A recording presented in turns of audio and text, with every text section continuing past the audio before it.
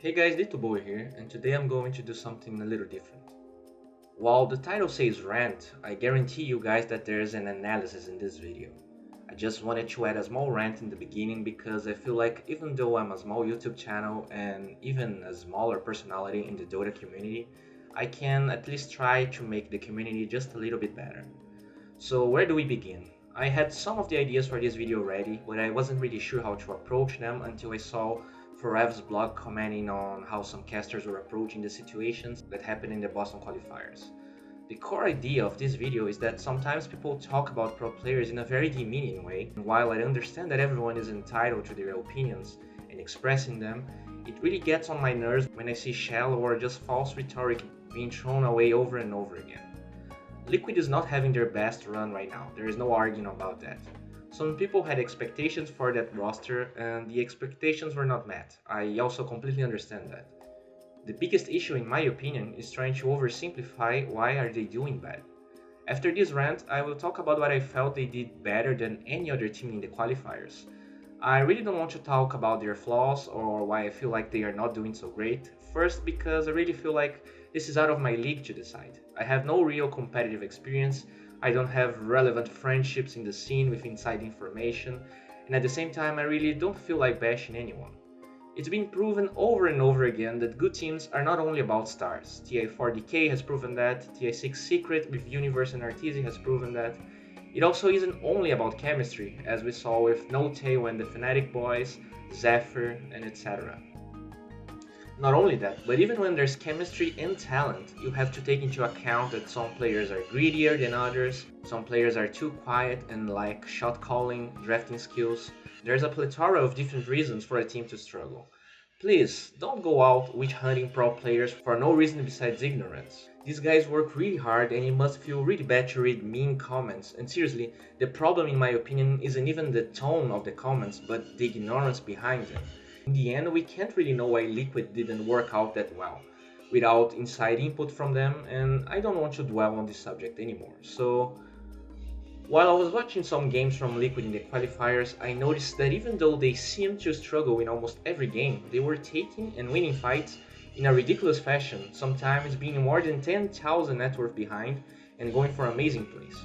I feel like this was not explored by many of the casters, and to me it's probably the reason Liquid went so far and almost qualified. In this clip, even the casters were certain that Liquid was going to forfeit the barracks. I don't know if Liquid can even make a fight to try and defend this Rex. They may just have to try and play from behind with one Rex down. Not only they didn't have Glyph, but the melee barracks was very low on HP, and at the same time Adfinan had Aegis on Death Prophet. At this stage, if they just gave the barracks for free, it would be easier to just end the game. While Radiant had some late game heroes, there is no way they would ever be able to farm against Adfinan. They had to make a decision and they took the fight really well. They baited Juggernaut and instead of taking the fight head on, they get a very good angle exploding Ursa even though he was the top of the net worth. The fight itself doesn't end as good as it could, mainly because of some execution errors and net worth difference, but you can clearly see how Liquid thinks outside the box when they approach teamfights, as I will show you throughout this video. This is another example of what I'm talking about.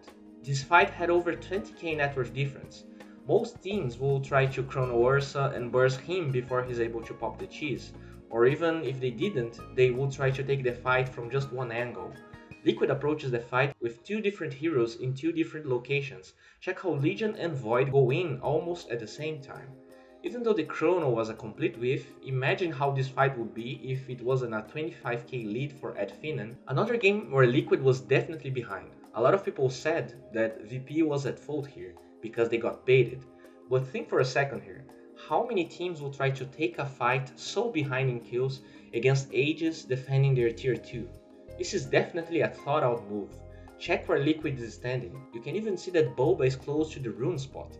He's really far back, waiting to see if they can get a good bait. Look at Kuroki. He can clearly see the repelled Ursa going for him, yet he's standing still. They bait one of their weaker heroes after he gave Bloodlust to their cores, while at the same time allowing Razor to get static link damage from Ursa. Also, Lifestealer approaches the fight in an Ancient Dragon to be sure he won't need to cast Rage far away from the fight. The Static Storm looks better than what it did, but this fight is amazing. If they sat in their base waiting for VP to clump up when they were pushing the tier 3, not only they would have lost a lot of map control, but it's pretty unlikely that they would get such a good fight. The element of surprise, together with the crispy play from everyone, completely changed the game here. And again, this was a fight where Liquid was more than 10k gold behind VP against an Aegis, and they managed to take a very good fight. In this clip we see another big decision that maybe changed the outcome of the fight for the better. Liquid was smoked in the river, knowing that VP was pushing their bottom tier 2 tower. They use scan, and even though they didn't find anyone, they don't go up the stairs. There is a big chance that VP had a ward in the Roche Cliff since they are pushing, and check how VP did went down a little bit just as they were taking the other path. Liquid would be in a terrible situation if their smoke broke. By playing like that, they secure a team wipe and they end up turning the game around. Well, I don't really want to advocate that Liquid is an amazing team, but they are definitely not the terrible team people are depicting. Remember that it's not uncommon for qualifier teams to be in better form than the direct invite ones, so let's wait and see how Adfinian and Virtus.pro will perform on Boston. Also, please, avoid repeating what you heard from other people, casters, Twitch chat, without putting some thought into it. Remember that these players are real people like you and me. Well, this wraps up for today. If you enjoyed this video, please guys give it a thumbs up, it helps a lot. I can't overstate how this video would never be possible without the huge help from the Pugna guys, so please show them some love. And if you're new to my channel, please subscribe to it. I'm making videos like this almost every day, and I'm sure something here will spark your interest. Ball, making it impossible for him to even break Invoker's linkends with Mana Leak. When Coddle buys back, he disengages and resets the teamfight. Slark wants to go in though, and check how they play this. He breaks Slark linkends with Cold Snap, and when he goes to the low ground, check how he setups a beautiful ice wall on Coddle with Tornado and on Slark by luring him towards it. When he's about to get back to the X location, he uses Deafening Blast, not only resetting the Ice Wall debuff on Slark, but also disabling him from attacking since SCCC would be closer to Slark. Since Coddle and Beastmaster are dead, both is on cooldown and it will take some time for Slark